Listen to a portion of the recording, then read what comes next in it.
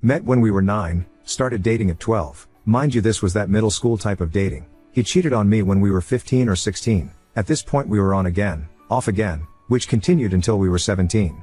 I got a full ride to a university across the country for athletics/academics when I was 18.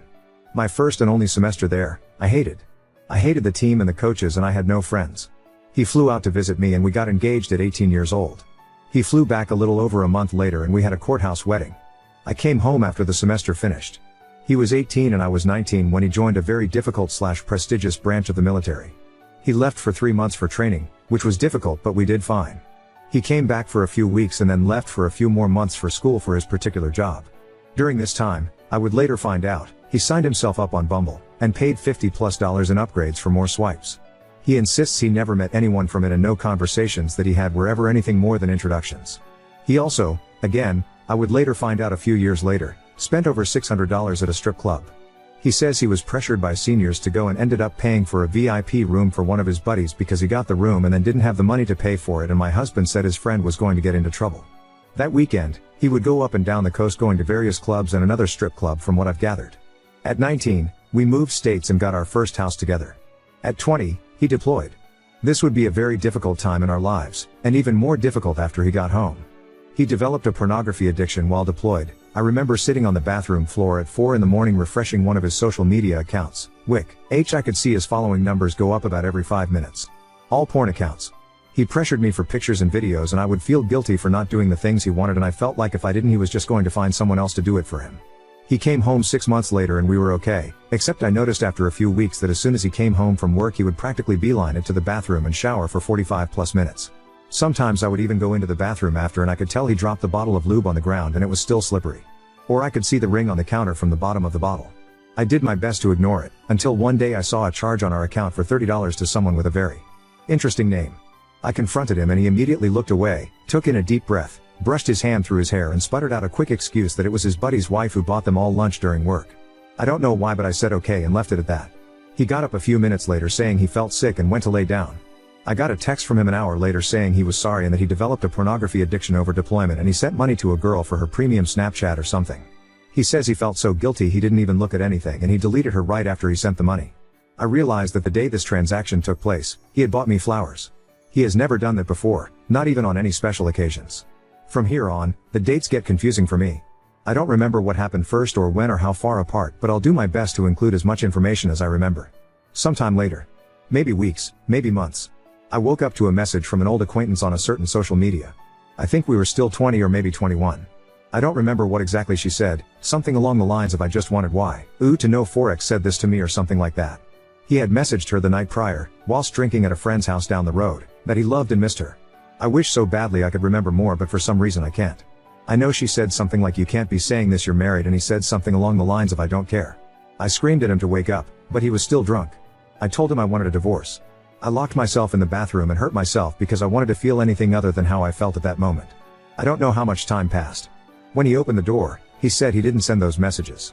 He said that he left his phone plugged into the speaker and his friend was using it to play music. He said his friend must have seen the girl's story and messaged her trying to get nudes. He even pulled out his phone with proof, a text conversation between him and his friend confirming that the friend had messaged her and said he was sorry. I don't know why, but I believed him immediately. I remember having the most euphoric feeling of, I don't know what the word is, but whatever you feel when you let out a breath you've been holding and say, oh thank God. I'm getting frustrated writing this because I'm realizing how much I'm forgetting and I feel like I'm missing something. At 21 I think, shit hit the fan. I think at this point I had gone through his phone several times and found internet history and links that he had clicked through one of his social media accounts to hundreds of different OnlyFans sites. One night I went through his entire dollar account history since 2018 and found the charge for the strip club and Bumble. He said the Bumble charge wasn't him, it was a senior who used his card because his had gotten frozen or something ridiculous like that. I of course, believed him. I don't know why. I can't remember at what point I found out that he lied about messaging the girl on social med. Yeah. I think it was after I had looked through his phone again and I found text messages between him and his friend that was the one who allegedly sent the messages. His friend said something like, bro, I can't even go to parties that your wife is at because she hates me lol, or something like that. But they both confirmed what I didn't want to believe. My husband had taken my phone, deleted the messages sent to me by the girl, and got his friend in on this elaborate story. I can't remember when I found out that he did in fact download and pay for upgrades on Bumble. I think I just knew at this point he was lying, and grilled him long enough that he relented. He said he never met anyone or anything, and he said during the conversation, I only paid for the upgrade because no one would ever swipe for me. Or something like that. I can't remember at what point we went to Legal on Base and got information to file for divorce. I'd never seen him cry before besides one other time. After we got married, at the airport, he cried so hard and he wouldn't let me see. Just hugged me and buried my face in his chest so I wouldn't see. He said he didn't want to leave. But he cried constantly after I told him this was it and that I had an appointment and paperwork filled out to file for divorce. I'd never seen him like this before. Constantly saying he was sorry, deleting every social media account he'd ever owned. Crying at the drop of a pin. Saying things like he will never marry again, I could have everything in our savings, he'd pay for me to finish college if that's what I wanted. I relented and we went to marriage counseling. He stepped up, a lot. He was never on his phone anymore. Would keep his phone unlocked and face up on the table. Told me I could go through it any time I asked. Promised to stop watching porn. He even started cleaning the house and making dinner before I got home from work. He stopped drinking with his friends. It was a complete 180. For a while. Issues started to arise when every little thing would trigger a panic attack. He couldn't hang out with his friends without me freaking out. He began drinking with his friends again maybe a few weeks later. One night he wasn't home by the time he told me he would be and I just broke. I ended up in the hospital and it was just the start of this toxic cycle. He would do something that would trigger me, whether it be drinking with his friends or the occasional YouTube short I would see in his watch history of a half-naked woman with her tits out and bouncing up and down. I would scream at him and berate him and degrade him because I wanted him to feel exactly how I felt. I think marriage counseling eventually helped a lot. After the hospital I finally got my own therapist. She was my best friend. I still text her to this day. I didn't have any friends where we lived. He worked with his friends every day and every weekend they would all party. I didn't have anyone. My friends and family were back home. I'm shy and have really bad social anxiety and I've always had trouble making friends because I can't seem to ever open my mouth when there's more than 3 people in the room. Whenever he would leave to go anywhere, I felt so alone. I think at 22 our marriage really started improving again. We went on vacation together and were able to work through a lot of issues and we were able to communicate things we were feeling and it was amazing. We both felt so hurt and we were able to find happy mediums on issues and relayed boundaries that each of us respected. I was 23 when I moved home a few months before his contract ended. He tied up his loose ends on the house and work and he moved back home with me. He tried working a night shift blue-collar job, making good money, even more than he made in the military. But he hated it. He hated everything about it. He missed his friends and his job. His friends were his family. This was the first time I'd ever seen him truly depressed. 5 months later he joined a different branch of the military. I didn't want him to. I wanted him to stay and have a normal life with me. I wanted to work normal jobs and have a family. He doesn't. He said he doesn't even want a family. I had started nursing school and my best friend whom I hardly ever got to see had a baby. I finally had a group of friends and family I was able to hang out with every week. He left and got stationed in a different state, but only about 600 miles away this time. Far, but drivable. He came home for a visit after only a week of being there. We were doing good at this point. Texting and calling a lot. A little over a month ago he left to go across the country for a 6-week exercise in the desert. He didn't have his phone for most of it, but he was able to text me once over a week ago. He didn't text again after that, until I messaged him letting him know that a pet of mine had died. He replied immediately. I've realized that he has had his phone, but just hasn't been talking to me. Yesterday, he texted me in the morning letting me know that he was going to spend an upcoming holiday with an old military friend from his previous branch, and then the holiday after that he wanted to go see his extended family in a different state. We've talked a lot since then, not about anything good. I've asked why he's pushing me away and he said he's focusing on his goals. I said I felt like I was being put on the back burner until he was ready to acknowledge me and our marriage, and I tried to tell him he didn't have to be alone and that I would support him. He said, "You can't though. You say you can but you didn't support college or the CIA, so I kinda felt I should just do this alone and get rid of some of the negativity." And I realized he was right. He brought up college when we were about 21 maybe 22 and I actually scoffed at him because I didn't realize he was being serious. I didn't believe he could do something like that. He barely graduated high school. He went to 4 different high schools total, never getting above a 1.5 GPA. I tried doing his homework to keep him afloat but he didn't care. I even got him enrolled in the same online academy that I attended, due to public school not fitting around my athletic schedule, and I had to do every class and every assignment for him because he would never do them. He ended up graduating from what you would call an alternative high school. After telling me he wanted to go to college, he then told me he was going to join the CIA.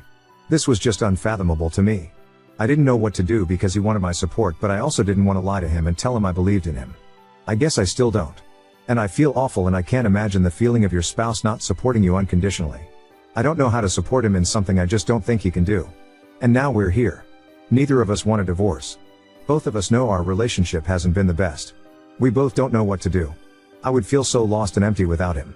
I've known him for more than half of my life. Our personalities are formed around each other. We talk the same, we have the same mannerisms. We experienced growing up together and becoming adults together. I just want to add that these experiences I've listed were the worst times. We've had amazing experiences together. We have so much fucking fun together. He makes me laugh more than anyone else can. He knows everything about me and has been there for every important moment in my life. I'm absolutely terrified of the future. I'm scared to tell my family if we get a divorce. I don't want to be another statistic. I know we got married young, I know we are a military family, I know that. I know that most of these marriages ended in divorce, but I really fucking thought we were different. I don't want to start over. I'm almost 24 and I know that's still considered young, but I've known him for 14 years. I thought we would have started thinking about having a family together by now. He just wants to focus on his career and says he doesn't think he even wants a family. I don't know what to do anymore. Update 1. After over 1,000 people castigating me in the comments section, I wanted to sort of give an update and answer a few questions. First off, yes, I can in fact type like a motherfucker. I had every intention creating this post with anonymity, which obviously went down the drain as soon as I started typing. I didn't think this would get more than a couple thousand views, and a handful of comments. I typed out every ignominious detail because I needed to see for myself everything in one spot. Someone said I must be exhausting to be around if I tell my friends and family all this. Well, you'll be happy to know that no one knows. I have never told any of my friends and family even a percentage of what has happened. That's why I ended up writing an epic. I wanted someone to know everything and tell me what to do because my brain has become this convoluted, the rose-colored type of convoluted, mess of. I don't even know. I have made my husband out to be this strong, loving, endearing, charismatic provider, and I know why. I've spent my entire life wanting to be the fucking best at everything. My dad's favorite thing he used to say to me every day after practice was second place is just the first loser. And I fucking held on to that. I was the best. I was the best at school. I ranked number 1 out of my high school class of over 700 people. I have hundreds of medals and trophies. I did take second place at nationals one year, even though that doesn't feel like an accomplishment to me. I know it should be. But after dropping out of college and leaving behind a full-ride athletic and academic scholarship, I wanted it to be worth something. I never told anyone I left because I hated it and couldn't deal with it.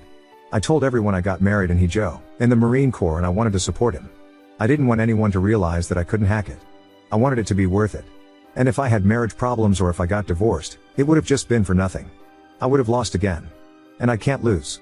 I grew up hiding in my closet hearing my dad scream at the top of his lungs at my older siblings because they averaged C's and D's in school. I knew what losing would get you. And I would not lose. My mom cheated on my dad when I was a kid. I remember waking up one morning to them screaming on the front lawn, my mom trying to get into her car to go to work and my dad grabbed her arm and ripped her out of the car. They don't know that I saw that. They worked through it, if that's what you want to call it. I thought that was what you were supposed to do. I thought that marriage was supposed to be hard and you were supposed to put every ounce of yourself into fixing your ups and downs. Many have asked if I want to live the rest of my life like this. Of course I don't. Who the fuck would want that? Why did I stay even after the first time? Well, starving people will eat anything. I have actually read every single comment, even the hurtful ones. God damn, you guys are fucking assholes, and I needed it. I fucking needed over 1,000 people telling me I'm a blind idiot to realize that marriage isn't supposed to be like this. And that I deserve better. Because I fucking do. I do fucking deserve better. And for all those saying I'm not going to leave because I haven't yet. I will fucking prove you wrong. I'm not going back anymore. I'm not going to fucking settle. I had heard the phrase sunk cost fallacy, but I didn't know what it meant. I do now. Thank you to everyone, even the ones who believe this post was a creative writing assignment.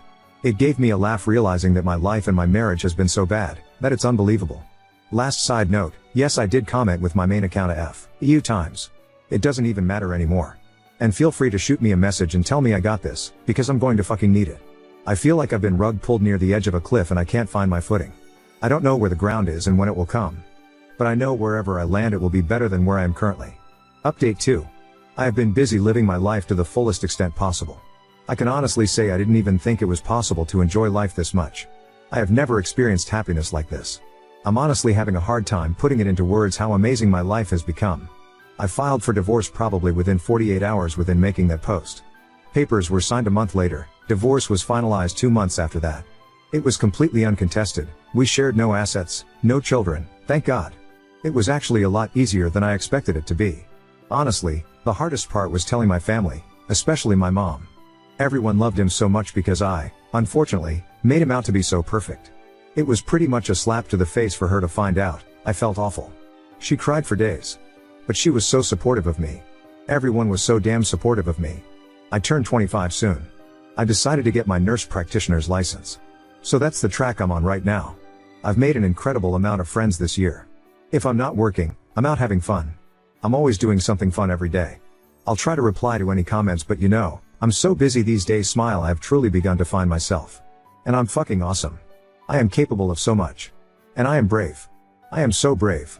I did make one special friend from my original post, Bethany200300. Thanks to you and my best friend Katie, if you guys are reading this.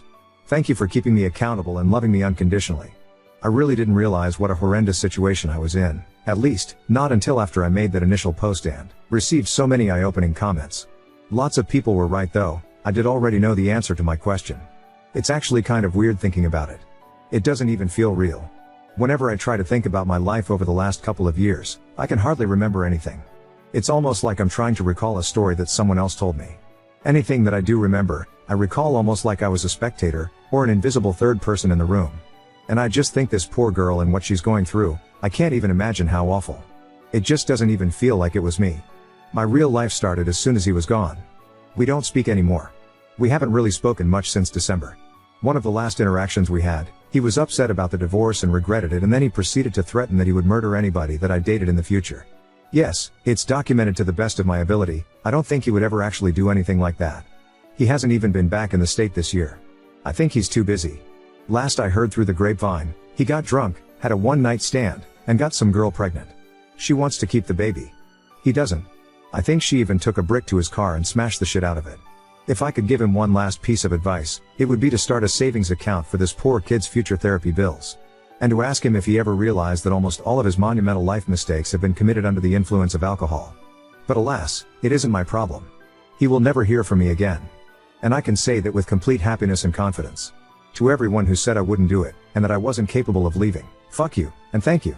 I did. I did leave. I didn't walk, I ran. I fucking sprinted. And I didn't look back. To anyone who may be going through something similar. You can do it, I believe in you. If I can do it, you can, too. Now on to second story. Discovered my friend secretly recorded my husband for her viral TikTok, and now she's playing the victim after we reported her. I, 28F, am friends with this girl, let's call her June, also 28F.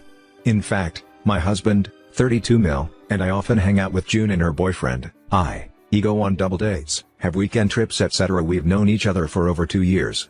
I would say that we four were pretty tight as a group, up until this weekend. My husband is an orthodontist.